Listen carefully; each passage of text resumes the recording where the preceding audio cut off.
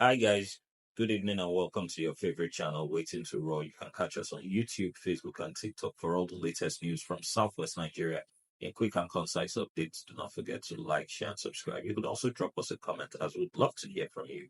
My name is Wee. I'm excited to be your host. Stay tuned for the news. Amotekun rescues 5 kidnapped victims in Ondo, forestalls payment of 150 million naira ransom. The Ondo State chapter of the Western Nigeria Security Network, Amotekun Corps, has successfully rescued 5 kidnapped victims without paying the demanded 150 million naira ransom.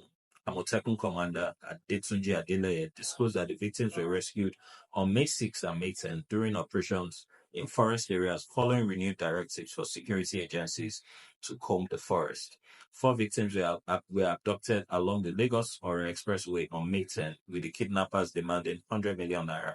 Another victim was rescued on May 8 along the Ikare-Owo Road, despite sustaining machete injuries and a ransom demanded of 50 million naira.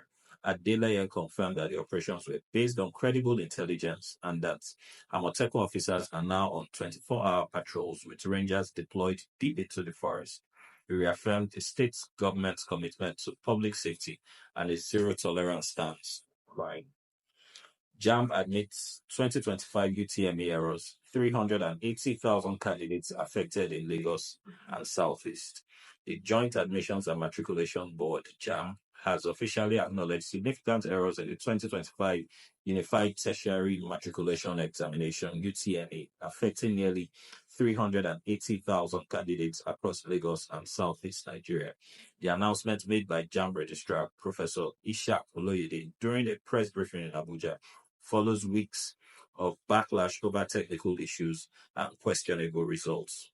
Professor Oloyede attributed the problem to several update failures by service provider, affecting 157 centers, 65 in Lagos and 92 in Owerri zone. He issued an unreserved apology and accepted full responsibility for the mishap, describing it as a setback on the board's reputation.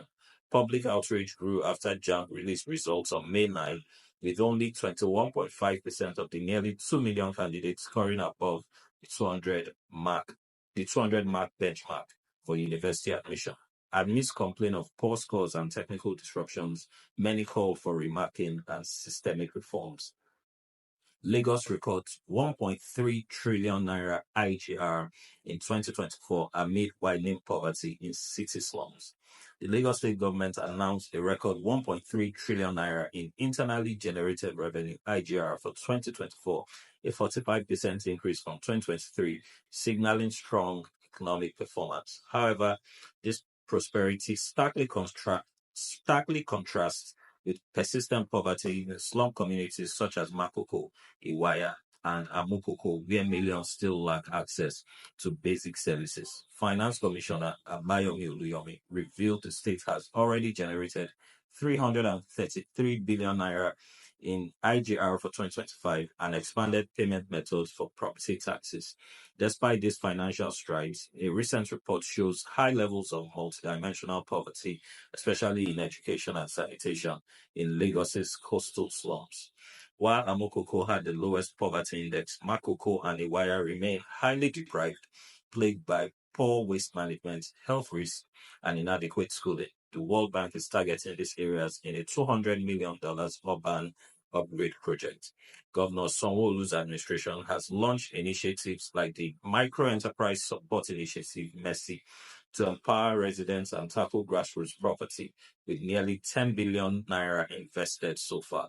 Still, the growing disparity underscores the need for more inclusive urban development. All right, guys, that's all from me for today. Can't wait to catch you all next time. Goodbye.